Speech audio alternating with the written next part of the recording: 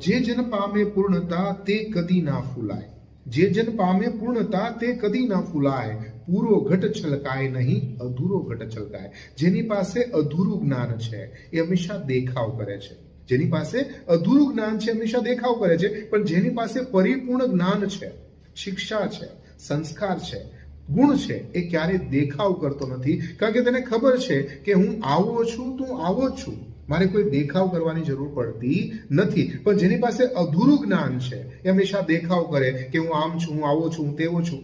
આથી જે પેલો ઘડો છે, કળશ છે, એમાં અધૂરું પાણી હોય તો એમાં અવાજ આવે છે, પણ પરિપૂર્ણ હોય તો એ ક્યારેય અવાજ કરતું નથી. આ મનુષ્યના જીવનની અંદર પણ આવું જ છે.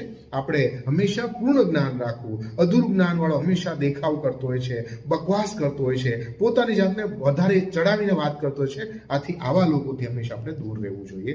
આમ આ દુહામાં